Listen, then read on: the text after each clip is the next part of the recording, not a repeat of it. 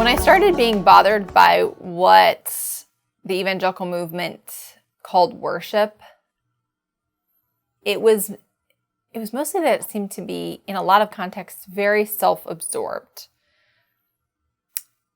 And sometimes it didn't even seem to be about God, or it seemed to be programmatic, or geared to, in some situations, inducing some sort of emotional response, some emotive reaction.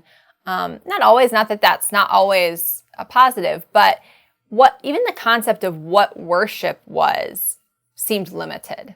It wasn't extended to one's whole life as an offering to God. It was sort of the worship service, meaning praise and worship, 2 fast songs, 2 slow songs, like this formula of this is praise and worship, and then we're going to move on. I felt that it was just not complete. I felt that there was this incomplete perspective of, and limiting notion of what worship was, that it just seemed to be this expression in a praise and worship service and not extended to our whole lives, prayer, just sort of 24/7 following of Christ and being a disciple of his. My first experience in a liturgical service was an Episcopal church in Pasadena, California.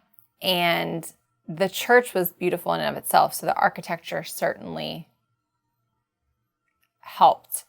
But as I sat there and witnessed, I had never experienced anything like it. I had never experienced being in that kind of a service where you had something to say as part of the liturgy. Like, you spoke these things, you listened to the readings, you responded, you came forward to receive the Eucharist.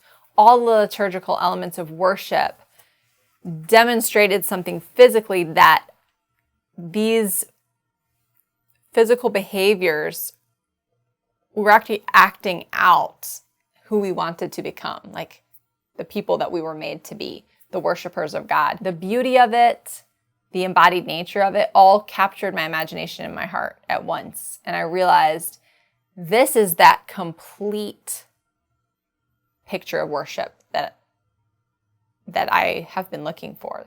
This is what's been missing from my conception growing up of what worship was. Once I realized the connection between liturgy and the sacraments, and sort of where liturgy lives and where the sacraments live, and what the Eucharist is, and that it is actually the mystical body and blood of Christ, and we're united in the Eucharist to God the Father, and we, through Christ's offering, are offering ourselves, all of us, on the altar with him at every Mass. Suddenly, I just had a huge epiphany. I said, like, this is worship. This is amazing. This is,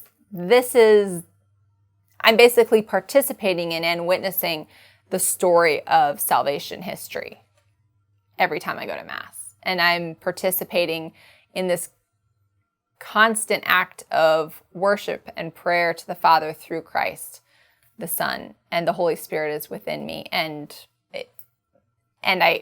I just said, well, if this is only available in the Catholic Church, clearly the Catholic Church is where my home is supposed to be.